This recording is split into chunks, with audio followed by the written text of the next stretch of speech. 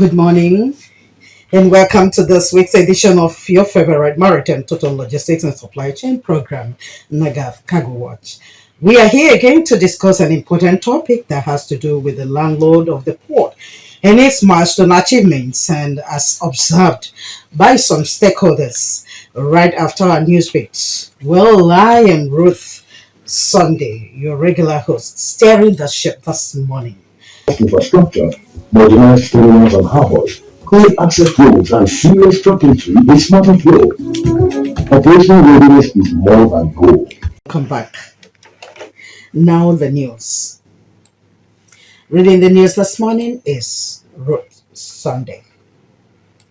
The Maritime Reporters Association of Nigeria, MARAN, has announced plans to officially launch a landmark publication titled 50 Drivers of Nigeria's Marine and Blue Economy on Tuesday, December 4, 2025, at Providence Hotel, Ikeja, Jare, Lagos. The publication, by the foremost body of the maritime journalists in Nigeria, celebrates individuals and institutions whose visionary leadership, innovation, and commitment have significantly shaped the growth and transformation of the nation's maritime sector. According to a statement signed by MARAN President Mr. Godfrey Bidferry, the forthcoming launch will not only highlight the achievements of key industry players, but also serve as a reference material for scholars, investors, and policymakers seeking insights into Nigeria's maritime evolution and its future direction.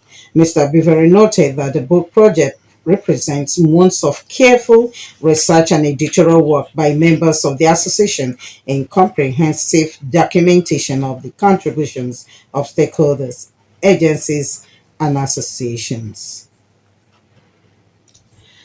The Nigeria Customs Service has launched its one-stop shop initiative at Zone A aimed at streamlining cargo clearance and easing trade processes.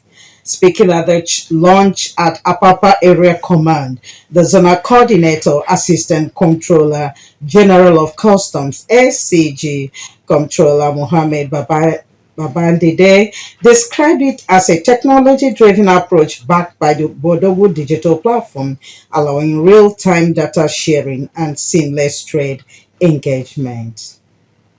Comptroller Babandide further said that the initiative will reduce cargo dwell time to just 48 hours, demurrage costs, and enhance transparency, positing that the officials are targeting 95% efficiency in clearance processes, marking a major step in customs modernization and alignment with global trade practices. You will have the detail of this news in our YouTube TV channel. So you are requested to tune to the channel, NAGAFF Cargo Watch YouTube channel. You'll get the details of this news. The Nigeria Association of the Chambers of Commerce, Industry, Mines and Agriculture, NASIMA, has thrown its weight behind the newly enacted container insurance law, describing it as a major reform designed to boost operational efficiency, minimize risk, and permanently eliminate container deposit fees in the maritime sector. Speaking at a stakeholders meeting held at NASIMA's headquarters in Lagos, NASIMA Director General Mr. Shola Obadimo urged stakeholders to embrace a more effective system that promotes seamless maritime operations with minimal liability. He further stressed that Nigeria should no longer serve as a dumping ground for expired containers, while urging industry players to take collective ownership of the reform. Also speaking, the Director General of Dangerous Goods Academy and Multimodal Transport Consultant, Dr. Alban Igwe, underscored the need to raise awareness about the transportation of dangerous goods which are not covered under the insurance law, stressing that 90% of the insurance companies involved in drafting the law are not aware of the implications of dangerous goods, and described the event as timely and valuable as it helps capture every aspect of the industry. Our reporter Rehanatu Ogbo reports that the seminar, which focused on Section 203 of the Nigeria Insurance Industry Reform Act, NIRA 2025 replaces the long-standing container deposit fee with an insurance-based system that covers both loaded and empty containers. Well, that's the news for today. Are you a freight forwarder and cargo logistics manager in international trade and transportation? Here is a program for you to discuss your expertise in moving goods and services across boundaries of seaports, airports, and land borders to arrive at their owners' warehouses in good condition and at the most economic cost. Are you interested in knowing about the transportation, logistics, supply chain, and related businesses, with particular reference to freight forwarding? Tune into NAGAFF Cargo Watch on Metro 97.7 FM every Friday from 11 to 11:30 a.m. Join us live and share in our experiences and stay abreast with the deepest insight into government policies. For inquiries, log on to www.nagav.org or email cargowatch@gmail.com, or you can call us on 810-364-6929. Visit us at the Freight Forwarding Village, number 2A Maiden Street, GRA, Apapa, Lagos. Don't miss it. We are now on an interactive section, and we do want to ask that if you want to join us, if you want to contribute to the topic that we have at hand, and you have some questions, you are to call these numbers: 0700 I want to call it again: 0700 or 09011339791. Again, 09011339791. And we just want to plead with you to just give us 10 minutes into this session before you start calling in your questions or contributions. Thank you. This morning, we shall be looking at the impact of Dan Soho, MD, Nigeria Post Authority, NPA administration, on the workers and the industry as a whole. With us in the studio to do the analysis is Chief Patrick Ogbo, an industry analyst and a retired staff of NPA. You are welcome, sir, to this program. Thank you very much. Thank you. We'll go right straight to the questions. I'm sure you're quite ready because being a retiree of the NPA, you have an understanding and in-depth knowledge of what transpires, and you can give us your own honest assessment of the successive administrations, compare contrast with the present administrations, and more other topics, other questions we have for you regarding NPA and its operations, both in the Nigeria and outside Nigeria. You're welcome, sir. Thank you. All right. Number one question is: being a former staff of NPA, you had witnessed successive administrations in NPA. How do you see Dr. Dan Soho's administration, and how do you rate it? Thank you very much. It's a privilege to be here with you to discuss on this subject matter. I'm very happy to be here. And the question you've raised is a very good one. Being a staff of NPA, served and retired, now a senior citizen, an industrial analyst and commentator, I would wish to inform you that the Dan Soho administration is one of the best things that has happened to the industry. Why? Because Dan Soho started from almost grassroots. He grew through the rank and file and participated in many policy decisions of the organization. In fact, it's like God had prepared him to come and take this position to put certain things right. Because successive administrations are from outside. Most of them are from politicians, some come from other organizations. So they are not well informed on operations of the industry. But Dan Soho The MD, the present MD, is a square peg in a square hole as far as port management is concerned, because he is involved in all this area before he come to the rank of MD. That's about Danso as a person. Then on his, performance, on his performance, I would wish to tell you that he has done excellently well in all areas of administration, ranging from admin, operation, logistics, and all that. Because if we are comparing Dansoho with other administrations, because you will see a change in all these areas. Coming to welfare of the staff, he has done very, very well. If you go to our areas where our people are going for medications, you see they have they have the drug, they have the equipment, they have everything, and the workers there will attend to you.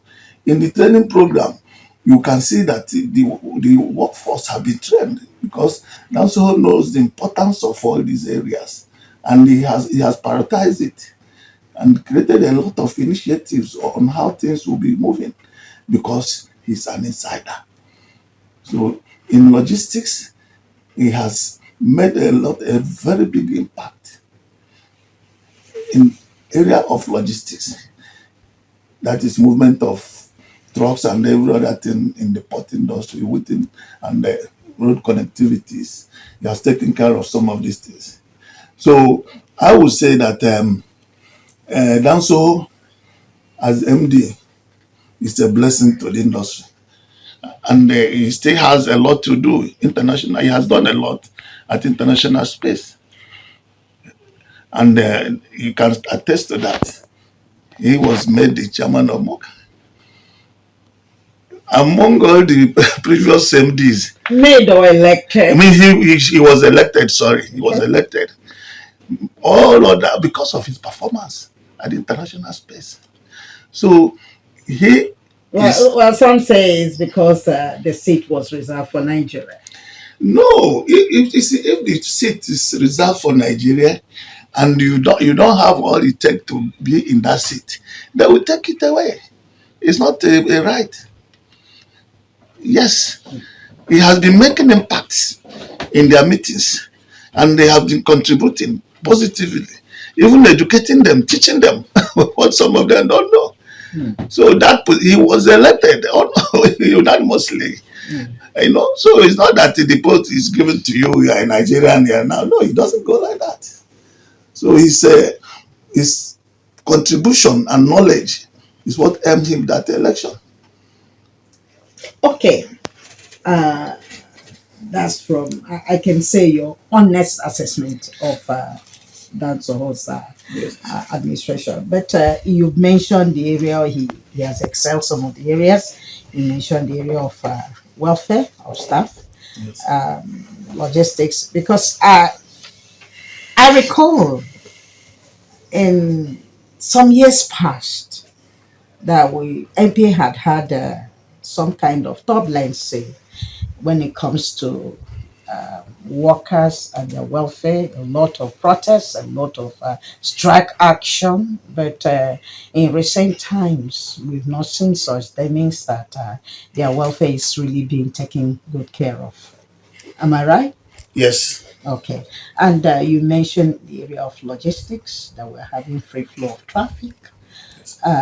But this time around, some are still saying that we're experiencing some kind of gridlock and the port access road, especially Ejora Papa Road, and down to the port itself. You see trucks littering on the bridges and inside the ports, causing a kind of obstruction on traffic. So, what can you say is actually because some say it's because of the work ongoing, the construction work ongoing. But I don't know what you can say about it. Is there any other further information you can give to us? Okay. Yes. The area you raise is true. I wouldn't say that there is no problem along the port access road.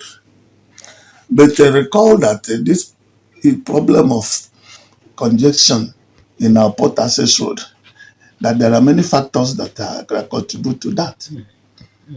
And you should know that MPA has limited power on that road. It belongs to federal government. One of the major problems on that access road logjam is one entrance, one exit. Intermodalism, we need intermodalism in our port. Exactly. So that it will not be only one road. Yes. Nigerian Post Authority has been investing on this to the extent that they invited an expert, TTP, to handle this So matter. the Nigerian Railway Corporation should do something. There should be intermodalism, rail, waterway, Water. and then land. So we get it right. You understand? Yeah. So if I tell you what the Nigerian Post Authority are investing on that road for it to be passable, you may not believe it, because this has been a challenge in other ports in the world. I traveled to India when I did my research in Jawaharlal Port and Mumbai. Then they had this kind of challenges. What happened? The government of India decided to put a flyover from 5 miles into Mumbai port. Containers were going through that into the port, and they solved their problem. Because their city is like our own now, that there are many things we cannot, the rail access and all that. But in a modern port, all this mode of transport should come into the port. And the seamless movement is seamless. So Nigerian Post Authority is trying their best, to ensure that that road is passable. And they remember that some infractions from some elements within the industry are part of the whole thing. When they are doing the other way, they were going to the other side. And then we'll keep on having this. But today, I won't say it is too bad. You understand? If you can remember in the days past, maybe 2012, and when they started thinking of bringing in an expert, and then that came in 2020, and things were getting better. So I would say that the challenge Nigerian Post is having on the access road is not within their own power to at least to say we create road into the port, we bring in rail. This is federal government. We are calling on them to look into these areas and address this matter. Also, the truckers also have their own blame also. Yes, that's what I'm saying. The infraction for some elements. Gridlocks. Yes. Not obeying the traffic rules. Exactly. Or waiting for their colors before they hit the road. Exactly. Is there a way NPA can come up with a kind of a system whereby the trucks are not seen inside the port like we see in other modern ports? Can Nigeria have a modern port where you don't see these trucks right inside the port? Rather, they use barges, like you said before, to transport their goods out from the port. Then they have a designated place where those trucks can pick them up. Yes, Nigerian transport policy took care of this by creating inland terminals, 500 miles away from the port. But the issue is that these inland terminals at the geopolitical zones have Nigerian government enforced the law by creating road connectivity, intermodalism from the port. Port is not meant for container to dwell. Port is meant for piggybacking. When the container comes, it will go into the train, out of the port. The dwelling time of container is going to zero in most advanced countries, from the vessel to the truck, to the train, and it moves to inland terminals. So, but here in Nigeria, some of these things were not achieved. If those things were achieved, Our port, you can't see any person. The port of Felixstowe, when we visited, it was 4 people we saw inside the port. Vessel will come immediately from the vessel to the train, and it's going out. And the Nigerian Post Authority, under the leadership of Dr. Danso, is aiming at this, that we will get it right. Because to this extent, is looking at, other ports coming up. They are on it. Some of them have gotten fake approvals. That in no distant time, you see other ports, they have succeeded in bringing up Lekki Port. And it's easing the traffic flow within Apapa and the Tinkan axis. If Lekki is not there, how would you discuss about those access roads there? All right, listeners at home there, if you can join us now, the numbers to call is 0700 7000977 or 090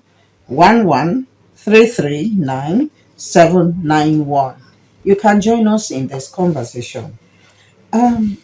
Chief, sir, let's look at there are some kind of views calling on MPA to assist in planning, developing infrastructure such as warehouses, storage facilities, and cargo handling equipment to support the port's operation. How do you see it? What's your view on this? I will say that Nigerian Post Authority, through the port reform, have taken care of this. Okay. The cargo handling section of the port has been given to concessionaires. And the concession agreement specified that you will provide your equipment, cargo handling equipment, even your warehouses. The Nigerian Post Authority are not involved in the cargo handling. For them to invest in that area, it's like you have rented your house to somebody, you are still going to repair the house and paint it for him to be comfortable. So that is the scenario we are bringing up here. Okay. So the concessionaires, many of them sign on the development that you will do in that terminal. You understand? That is why they have their lease agreement and the expiration of the lease and all that. Those that have maybe 25 years, there are type of structures, per structures you will put in place. You understand? And that is part of the agreement.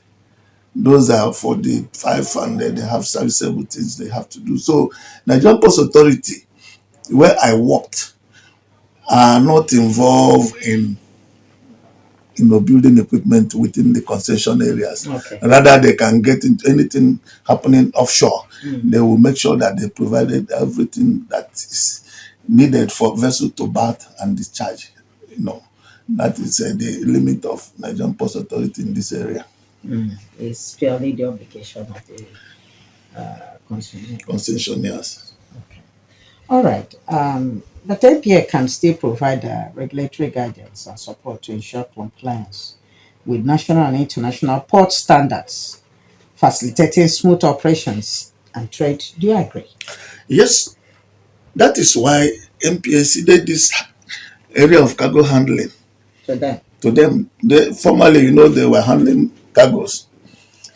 Today, they are landlord ports. But their own responsibility is also on guidance. That is what I'm saying. That's where I'm coming. All right. They are there to guide them, regulate to work within international best practice. And according to the agreement. According to the agreement. Okay. So when Nigerian Post Authority say we are giving you this area to handle, they don't go back to sleep. We have regulatory services and monitoring. Then, if that is the case, are you satisfied with the roles of these concessionaires? Well, some of them have performed exceptionally well. Satisfied with their services? I say some of them have performed exceptionally well. Some of them are not meeting up to the standard. Okay. You understand? Yes, and what should be done So about that? no, Nigerian Post Authority are taking care of all these things. It's at the appointed time, because they are keeping record of your performance. It is within the powers of Nigerian Post Authority to say you will continue or you will not continue based on your performance. They have performance indices. So if you are not doing well, they have the record. At the appointed time, you say, I will continue, they will tell you, hey, guy, I think you have not performed well. So they have that record. That's why I say the department concerned, regulatory and compliance, are taking care of all these things.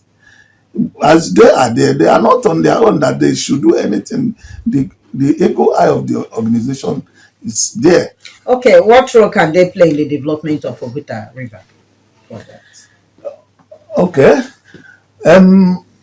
Port development is a prior objective, kind of point of this administration. It's not only Ogota. Well, we are just looking at Oguta for now. Yes. Because I'm just telling you generally what they are doing. Okay. Ogota is part of it, but right. I'm telling you, when you look at the population of Nigeria, Yes. and being blessed to be at the coast, we are so blessed, and the present administration is looking into developing many ports, not only Oguta. When you look at this Badagry, work is going on there. Federal government have even given fake approval, and even this Bakassi and all the rest of them. So they are working on that. Oguta is part of it, part of the ports on the. All right, listeners at home. Thank you so much for being part of this program. It's been a wonderful time discussing with Chief Patrick Ogbo, Eritrea of Nigerian Post Authority. You can attest to the fact that he has been able to give us his honest assessment of the MD. MD is doing excellently well. Remember, mind you, he's just 1 year and 6 months in office. So much still awaits you to see. I'm sure he's loaded to do the needful, being somebody that has grown from the industry. So he knows, where the shoe pinches and where, it's very, very easy to navigate. So let's give him all our support so that he can do more for the industry. It is on this note that we draw the curtain on today's program, NAGAFF Cargo Watch. Thank you, sir, for being part of this program. Thank I you hope very when we call on you next time, you'll be able to oblige us, because we still need your vast knowledge in this area. Thank you. Thank you. And listeners at home, thank you so much for tuning in. We know that next week promises to be a better time also. So be ready to, join us next week for a wonderful, very insightful and educative topic. Thank you for being there. And Rani is here also with me. Rani, thank you for being part of this program. And my brother in the council, thank you for being part of this program. God bless you. See you same time next Friday. God bless you and happy weekend.